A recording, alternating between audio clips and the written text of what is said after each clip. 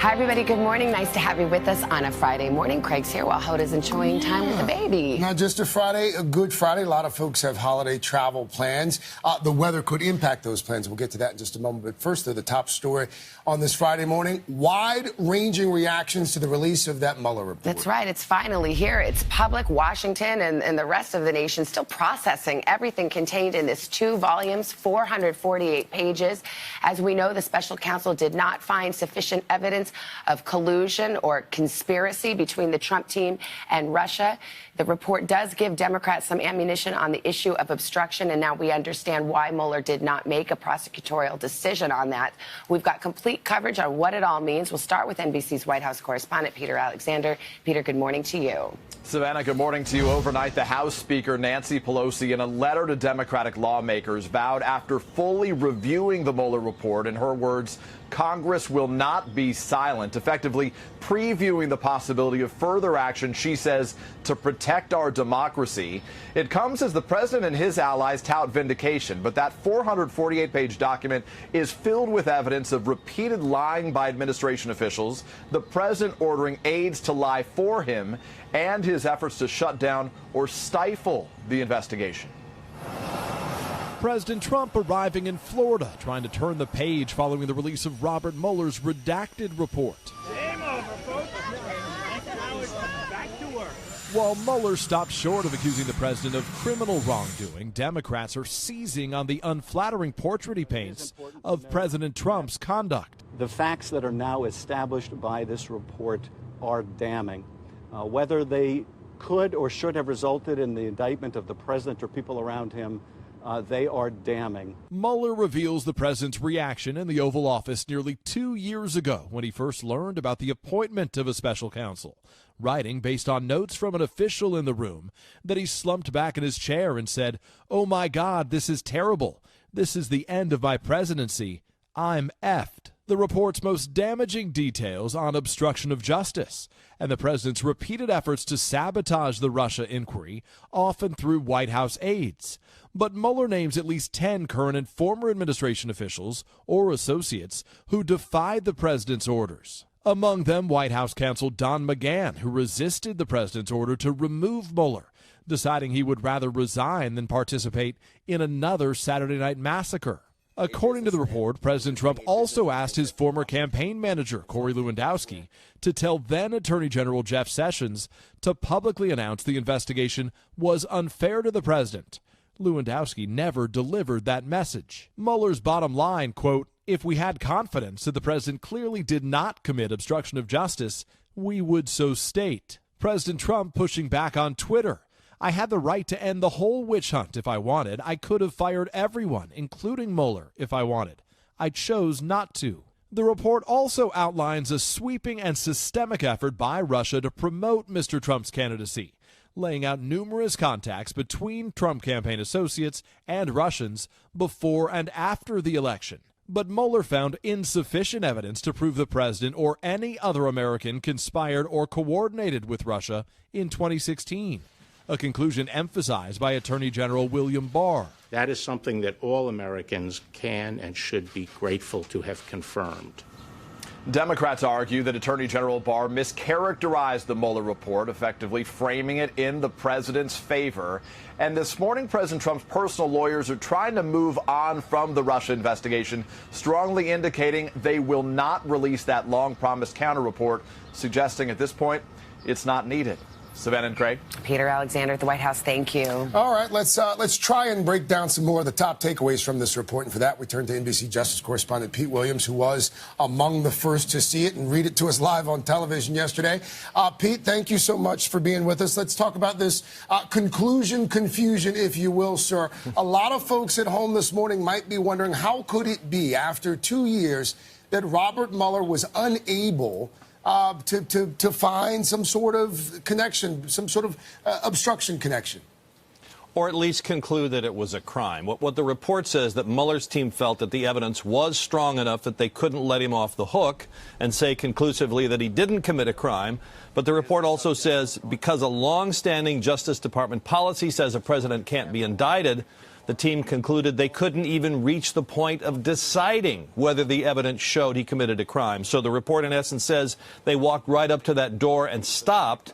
And by the way, the report rejects the claim by Mr. Trump's lawyers that a president can't even commit obstruction of justice because, as the head of the executive branch, he had the authority to tell federal employees what to do. I think one of the reasons this was so confusing, besides the fact that it's a 400-page report everyone's trying to read live on television, but Pete, as we now know, Mueller says, as you just explained, I'm not even going to decide whether this could be indicted because I can't under the rules. I'm just a prosecutor, and the rules say you can't indict a sitting president. But it seemed to me that the Attorney General, William Barr, said something a little different in that news conference before about why Mueller decided not to make that judgment.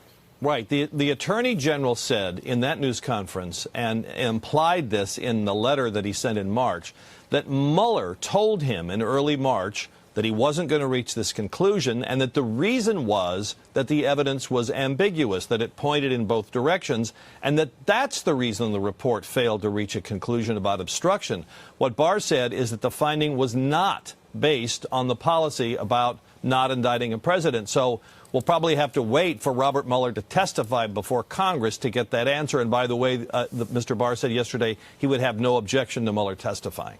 Pete Williams for us there in Washington. Pete, thank you. Let's dig into what happens next. We have NBC's White House correspondent Kristen Welker here, also NBC News contributor Neal, who is the former acting Solicitor General, a Supreme Court lawyer. Good morning to both of you. Good morning. Let's start right there, because what exactly is the significance of Robert Mueller saying, I couldn't even get to the point of deciding whether or not all this conduct, which he lays out, amounts to the crime of obstruction because the rules forbid me from doing so? Yeah, it's huge, Savannah. So basically, you know, it's not just, it sounds technically legal, but it's actually really simple to break it down. There are two ground rules that Mueller says on pages 1 and 2 of his report, and Barr didn't tell us about either of them, and that's why I think there was so much confusion yesterday. One is, if I got so much evidence against the president that he is guilty of sin, I'm not going to tell you. And number 2, he says, if I have no evidence against the president, if the president is totally in the clear, I am going to tell you.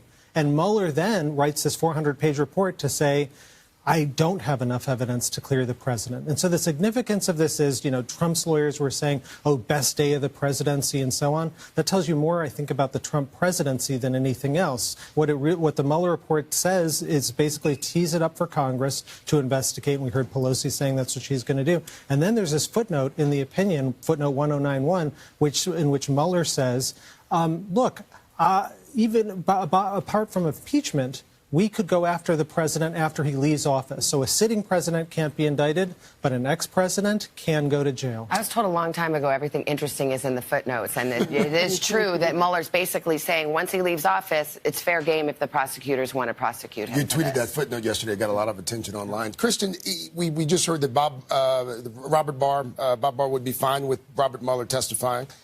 Likelihood that it happens, and would the White House be okay with Robert Mueller testifying before Congress, as Democrats have asked him? So that's a great question. I put that question to one of the president's top advisors, Kellyanne Conway, yesterday. She ultimately got to the point of saying, look, we wouldn't stop that from happening. Are they going to be cheerleading for that every day? I wouldn't expect that. But look, this is about transparency, and it's also about having Democrats, I think, be able to take that next step, because you have the Democratic base, Craig and Savannah, saying, look, now we need to impeach. And in talking to officials overnight, they're saying, we're not going to take that step yet. The next step really has to be talking to Mueller and making sure that we see the full unredacted report. Well, I mean, Democrats have to determine for themselves how far they want to go with this, and whether they want to continue to investigate. Do you read the report as Mueller saying explicitly or implicitly that this is a matter for Congress because he is forbade by these rules from doing anything in the Justice Department? It's definitely implicit, and I think Mueller was following the path of his predecessors, the special prosecutor in Watergate, Leon Jaworski, the independent prosecutor for Monica Lewinsky, Ken Starr. Both of them wrote reports to Congress in which they didn't expressly say impeach or not. They just laid out the evidence, even when the evidence was so damning with Nixon, and the evidence yesterday was quite damning against the president, but they're leaving it up to Congress to decide. Kristen, what do we know about how much voters actually care about all of this? Well, how closely are they following all of this? How much is all of this going to impact their votes in a year and a half? And that is going to be the million-dollar question. And that's what we're going to find out on Election Day. I think if you are the president and his allies and his legal team, and this is why they're not releasing the counter report, they want to turn the page